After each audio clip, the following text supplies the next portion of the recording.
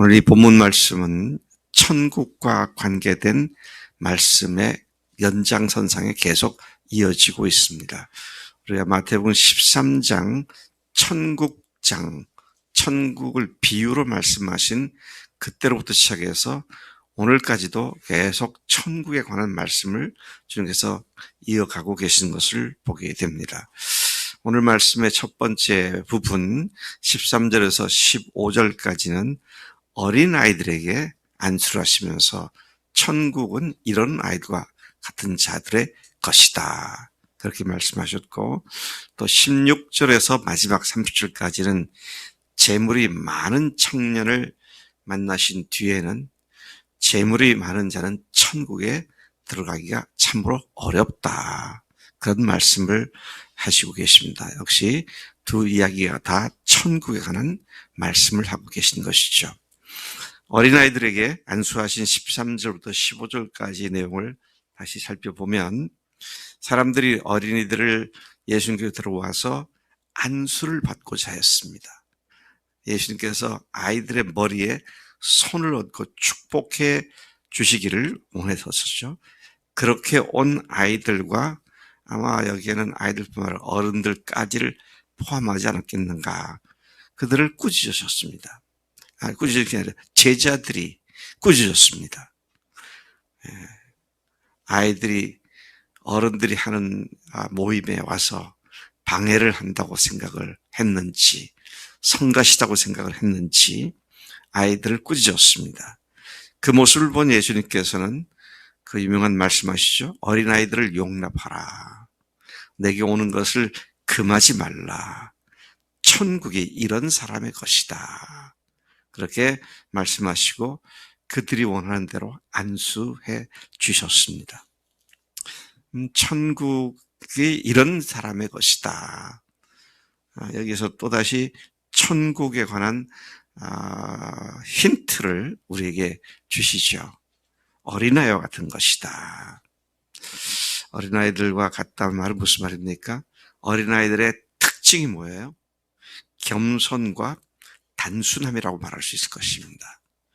겸손이라고 한다는 말은 어린아이들이 부모님이나 선생님이나 어른들의 말을 무조건 믿잖아요. 무조건 따르고, 어른들이 말한 데가 애들이 다 그냥 달라붙어가지고 바락바락 반대 의견을 내고 그러지 않잖아요. 아이들은 그냥 어른들이 얘기하면 네, 알았어요, 아니면 싫으면 싫다고 하든지, 근데 거기에 논쟁을 하고 그런 거 없어요. 그러면 주님께서는 주님께, 사람들과는 그럴 수 있을지 모르지만 주님과 논쟁하는 것에 대해서는 그렇게 기뻐하지 않으시는 것을 보죠. 근데 우리는 못된 습관이 있습니다. 주님의 말씀과 다투려고 그러고, 주님과 논쟁하려고 그러고, 내 생각을 갖다가 하나님 말씀을 굽히려고 그러고, 이런 것들이 어린아이 같은 게 아니죠. 어린아이는 단순하고 또 겸손하고 무조건 믿고 따르는 것이 어린아이들의 모습이라고 하시죠. 나를 위해 죽으시고 부활하신 예수님을 하나님으로, 주님으로 믿는 나는 겸손하고 단순하게 예수님을 바라보며 순종하는 사람인가. 이 아침에 다시 한번 나의 겸손과 순종에 대해서 생각을 해볼 필요가 있습니다. 여러분, 그렇습니까? 단순, 겸손, 순종 하시는 분이라고 스스로 생각이 되세요? 네. 아침부터 이렇게 왜 그렇게 좀 대답하기 곤란한 질문을 하느냐, 한번 짚고 넘어가자는 말씀이죠. 재물이 많은 청년이 예수님께 왔습니다. 이 말씀은 예수를 믿고 겸손하고 단순하게 따르지 않는 사람의 모습을 대조적으로 말씀하시는 내용으로 이해가 됩니다.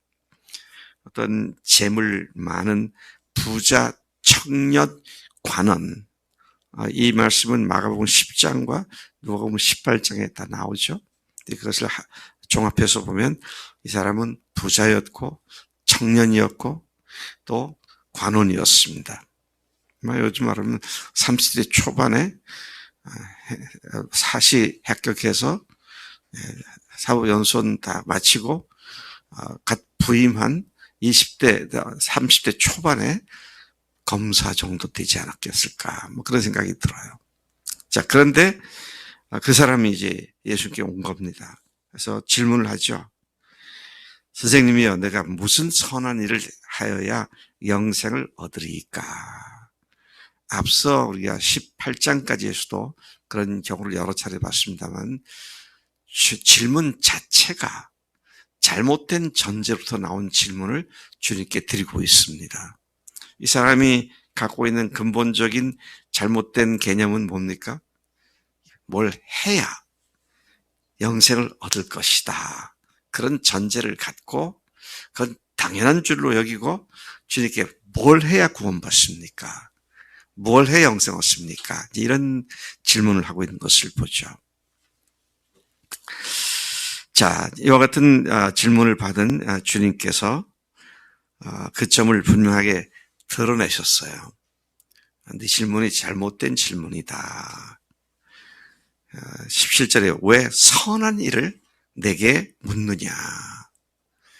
선한 일을, 어떤 선한 일을 해야 합니까? 라고 물었는데 왜 선한 일을 내게 묻느냐. 선하다고 할 수 있는 분은 한 분밖에 안 계시다.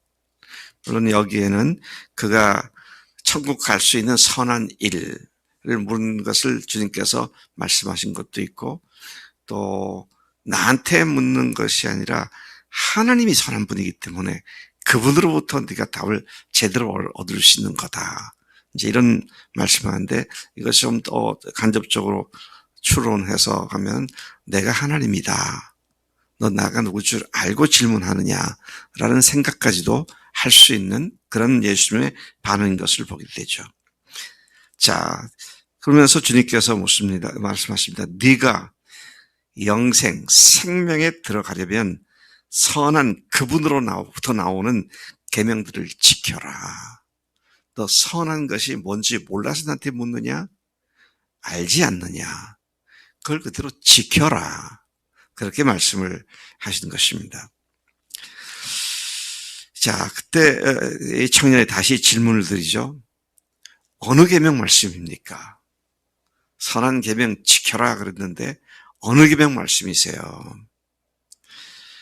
그는 아마 계명하니까 성경에 수많은 계명들, 613가지 계명들을 포함해서 구전으로 내려왔던 장로들의 그 유전이나 전통 이런 것들 다 포함한 질문을 했을 수도 있겠다.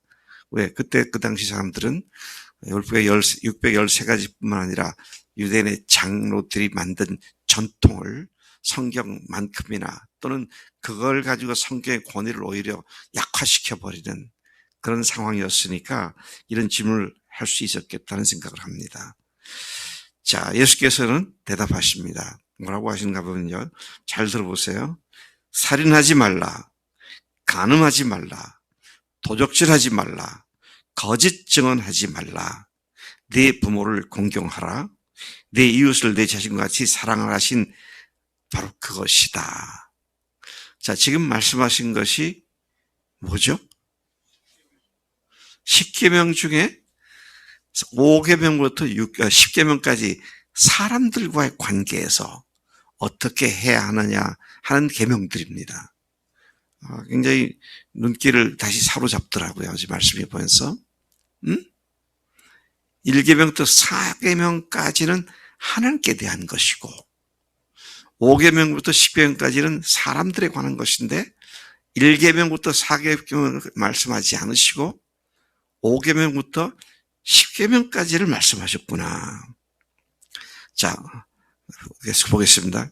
그러니까 그 청년이 상당히 의기양양한 마음을 가졌습니다. 그거요. 그거는 제가 어려서부터 다 지켰습니다. 자신 있는 대답을 합니다. 근데 여러분 여기 말씀에는 그게 안 나오지만 마가복음이나 누가복음에 보면 예수께서 그를 사랑스럽게 여기셨다 그랬습니다. 그의 말씀에 대한 순수한 열정을 예수님께서는 받아들이신 겁니다. 인정하신 거예요. 자, 그래서 정말 이 친구를 구원해야겠구나 그런 생각을 하시고 정말로 그가 영생을 얻은 부족한 것이 뭔지를 말씀하셨죠. 자, 뭐라고 말씀하셨습니까? 이 모든 것을 내가 지켜왔는데 아직도 뭐가 부족합니까? 그러니까 예수님께서 네가 온전히 제대로 하려면, 그래서 네가 온전하고자 할진대, 그 다음 말씀이 가서 내 소유를 팔아 가난한 자들에게 주어라. 그리고 와서 나를 따르라. 이거 예수님께서 제자들을 부르실 때 했던 똑같은 말씀을 하십니다. 나를 따르라. 주님 따르는데 전제가 뭐예요? 재물 다 팔아서 가난한 사람에게 나눠주고 그리고 나를 따르라. 다른 제자는 어땠습니까? 예수님을 따를 때 배와 부친과 자기 직업을 포기하고 따르기 시작을 했습니다. 자, 이것은 뭘 얘기하는 겁니까? 예수님을 따르는 일에 방해되는 것들을 바로 즉각 버리라는 얘기죠. 그것에 미련이 있고 그것에 관심이 있고 그것에 끌려가지고 주님을 좇는 일에 방해를 받지 않도록 해라. 자, 그러려면 방해받지 않으려면 어떻게 해야 될까요?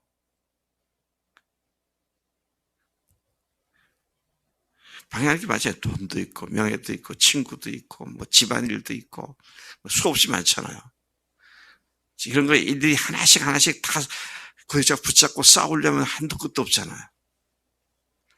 뭐 자기 자신의 프라이드도 있고 말이에요. 자기가 주인된 그 죄도 아직 포기 안 된 부분도 있고 그것들과 일일이 싸우려면 너무 힘들잖아요.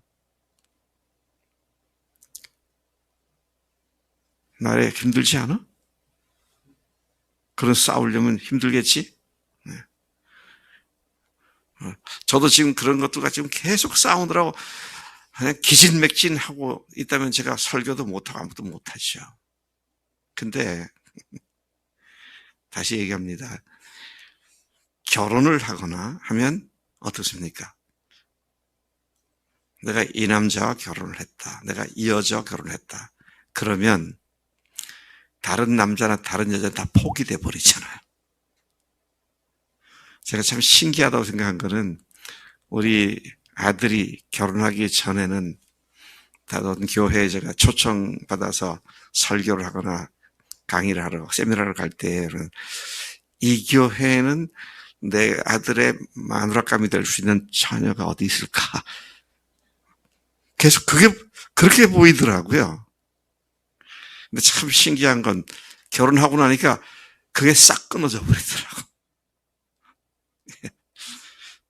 근데 여러분, 결혼한 당사자도 마찬가지죠. 더더욱 그렇죠. 결혼하고 나면 다른 여자, 다른 남자는 싹 끊어져 버립니다. 좋은 많은 사람들 볼 때마다 내가 이혼하고 저 남자하고 결혼할까? 뭐 이러면 어떻게 살아요? 근데 딱 결혼하고 나면 다른 것들이 다 끊어져 버리고 오직 내 남자, 내 여자에게만 집중하게 되잖아요. 안 그렇습니까? 그렇죠? 예. 김정호 자매님도 결혼한 지가 30몇 년 됐잖아요. 30년 동안 그렇게 살아오셨잖아요. 저는 49년, 지금 몇 월이지? 49년 2개월 전에 제가 제 아내하고 결혼했잖아요. 그 다음엔 다른 여자 때문에 제 아내하고 결혼한 것이 괴롭고 그런 일이 한 번이라도 있었다? 없었다? 없죠. 있었으면 큰일 나지. 예수님을 주인으로 모신다는 말은 그겁니다. 그분이 나의 전부이기 때문에 그 어떤 것도 포기하는 겁니다. 그래서 주님께서 계속 반복해서 말씀하신 것이 나를 따르려면 자기 부모, 형제, 처자 및 자기 목숨까지 미워하지 않으면 능히 내 제자가 되지 못한다. 나와 재물을 겸하여 섬길 수 없다. 이런 말씀들은 다 뭡니까? 오로지 그분께 내 모든 것들을 다 집중하고 나머지 것들은 끊어버리고 살아가는 그런 삶을 이야기하는 것이죠. 그리스도의 삶은 세상을 향해서는 다 포기한 삶이다. 그런 말씀을 하고 있는 것이죠. 그리고는 주님께서 나를 따르라 그랬습니다. 그러잖아요. 우리가 율법을 어떻게 지키고 이제 신경 쓸 필요가 없다. 뭡니까? 부활하신 주님이 말씀하신 대로 순종만 하면 된다. 따른다는 말은 순종한다는 거잖아요. 이렇게 살면 하나님 그리스도의 삶이 아주 단순해지더라고요. 뭘 내가 했느냐 못했느냐 이 말씀대로 내가 지키지 못했구나 이거 생각할 필요 없이 그냥 주님께만 집중하면 그냥 다 되더라고요. 네. 제가 또 같은 얘기를 또 반복합니다만은 우리 집사람이 참 집에서 귀하게 자랐어요. 아주 그냥 진짜 저하고 결혼을 하고 나서 엄청난 고생들을 많이 했지만 그전에는 고생이 뭔지를 모르는 여자였어요. 근데 그 아버지, 친정아버지가 결혼하기 전에 한 100일 작정하고 제 아내를 훈련시켰어요. 네.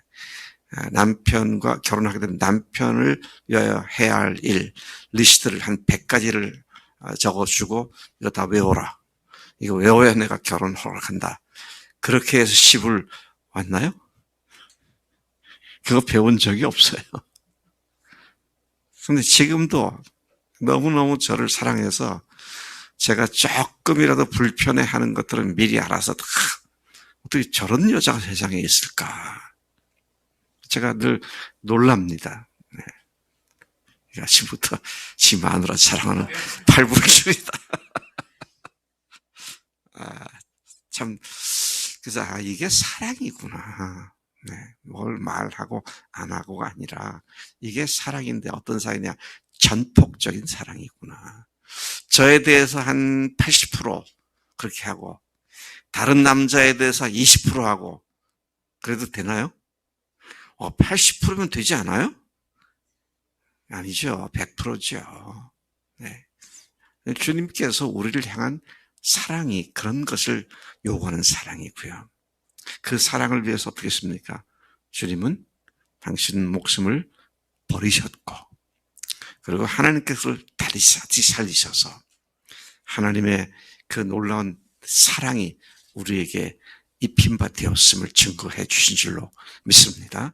하나님 아버지 감사합니다. 저희들 주님을 믿고 사랑한다고 하는데 오늘 부자 청년 같은 반마음, 쪼개진 마음, 아버지 하나님 복잡한 마음을 가지고 주님을 따르는지 않는지 다시 우리를 살펴보게 하시고 참으로 주 구주를 생각만 해도 이렇게 좋거든. 주 얼굴 친히 뵐 때야 얼마나 좋으랴라고 버나드 작시자가 노래한 것처럼 하나님 우리가 정말 주님께 모든 것을 바친 사랑으로 날마다 순종하며 나아가는 우리가 되게 하시는 줄로 믿습니다. 우리가 다른 것에 속지 않고 주님께로만 집중하는 삶이 되도록 오늘도 주님의 은혜 가운데 살게 하심을 믿고 감사드립니다. 예수님의 이름으로 감사하며 기도를 쌉나이다. 아멘.